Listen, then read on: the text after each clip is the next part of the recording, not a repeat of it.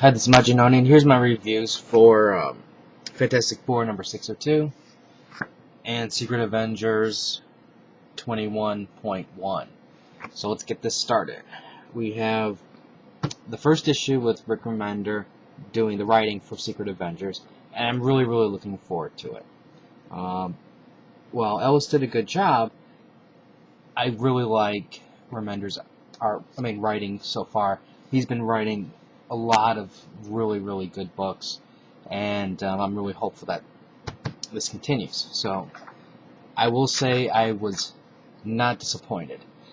There was a couple moments where I was worried, but I think as a whole it was a good job.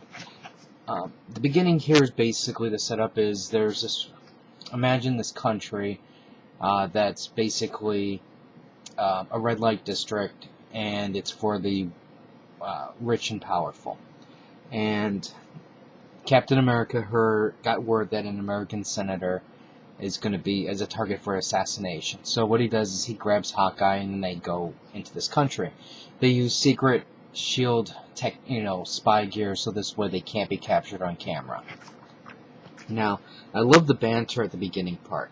The dialogue between Cap and Bucky is really good, and it kind of reminds me of like older stories where you had like the buddy books, and then they would kind of like smart off at each other without being, they're basically just playing or horse kidding around without being too insulting, but yet it kind of drives the story forward in terms of personality, and that's what they were doing here. Now, eventually what happens is when they get to the hotel where the senator is, they discover, oops, this was a trap, and they escape. Now, unfortunately for Hawkeye, this was all known by Captain America that this was a trap, and he was basically testing Hawkeye for leadership of the Secret Avengers, which Hawkeye failed, at least the beginning part. Eventually Cap gets captured, and then we get to see the new Masters of Evil. Now, I'm kind of torn with the new Masters of Evil because for me, the Masters of Evil is supposed to be a truly powerful organization, and if you remember years ago, there was a really famous storyline where they took out the Avengers, they destroyed the mansion, beat up on Jarvis, and it was like a really good story. So, in terms of supervillain teams, I look at the Masters of Evil as a top tier. And when I saw this group, I was kind of like, I like some of the characters they use, but at the same time, I'm like, I don't think it's strong enough.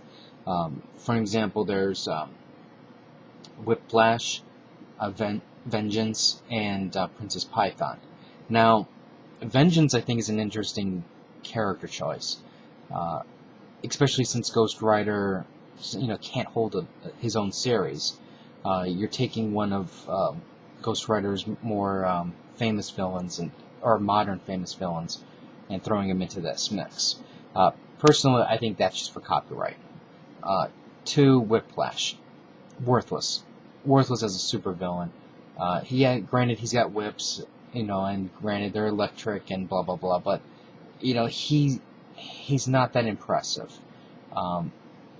And Princess Python, I have a soft spot for Serpent Society, and I like the character only because she's within that group, and I'm like, again, it's like, well, I don't think she's the right choice because it's her and a gigantic snake.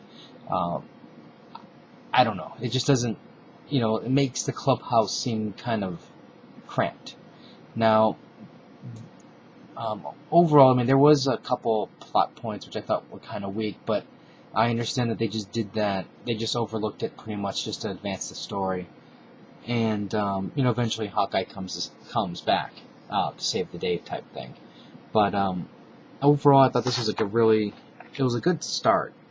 I'm kind of curious to see where the direction is going to be with the new team. This isn't a spoiler or anything, but because this has been around, but that's the new team. You got Captain Britain, and Hawkeye's the new members, and then of course Hank Pym. So it's actually you have an Ant-Man and a Giant Man. So I'm kind of curious to see where this is going to go.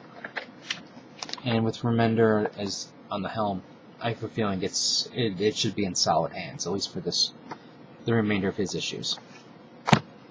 Let's look at Fantastic Four. I loved it. This Hickman is just doing nothing but solid writing. Now, my one disclaimer is there was a moment in time I thought, man, this is really going to suck because they're not doing anything. And then something amazing happened, and then I just bowed down to the power of Hickman.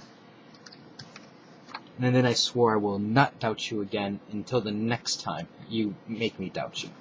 But anyways, what the deal is here, if you remember, you have Fantastic Four in space, you have the Kree, you have the Annihilation Wave, and you have the Inhumans. And they're all fighting. Johnny Storm's in the helm, the ships are blowing up in space, and they're crashing down into Earth, causing untold grief to the heroes down below. And the Kree are doing very well in holding off the Annihilation Wave, and then also getting the Inhumans. Now, I'm only going to spoil part of it, because it's not a spoiler, because you see it right there on the cover.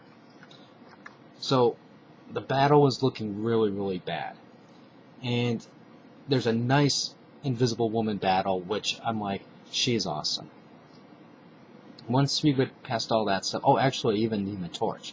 Human Torch steps it up. Johnny, he steps up his game, and I give him applaud for that.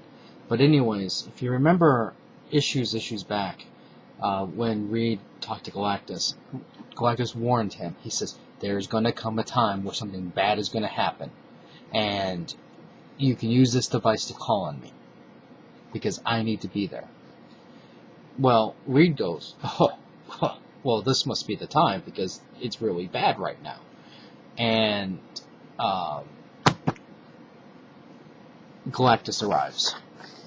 Now, when Galactus arrives, he is like, excuse me, but what am I doing here? Because this clearly is not the time that I'm supposed to be here. And then this happens, and this is the only time I have seen this kind of expression on Black Bolt's face. The only time. And then the next page after that was the oh my god moment. And I cannot wait for the next issue. It's going to be awesome. It's going to be mega fighting, mega action, and it's going to have a story to back it. And I'm very, very pleased with what's going on here. Very pleased. Like I said, Hickman's really kicked it up a bit. I still don't think it's better than X-Force. X-Force I still think is the best. But this is, like, it's in the top 3. Because I have a feeling I forgot something. It's at least in the top 3. If you have not been reading this, you are really missing out on something. It's entertaining. It's full of, normally I don't even like those crappy rebirth stories where he's not really dead. But this was actually good. I mean, I suspected the Human Torch never was dead because there was never a body, and plus there was the rumors that were floating around that he'll be back in a year, and sure enough, he was back almost within a year, and then what he's bringing with him now, it's just gold. It's just really, really good. Clearly you can tell, while the death of Johnny Storm was a marketing ploy, it wasn't the type of marketing ploy where, we'll kill him, but then we won't know what to do with him until later to bring him back. They had a clear outline and plan. So for that, I'm going, okay, that's at least reasonable. Like I said, overall, 2 solid reads. If you have any, recommend them both. If you have any comments or questions, let me know. Rate the video up or down. Let me know what you think. And I'll have more reviews up later. So until next time.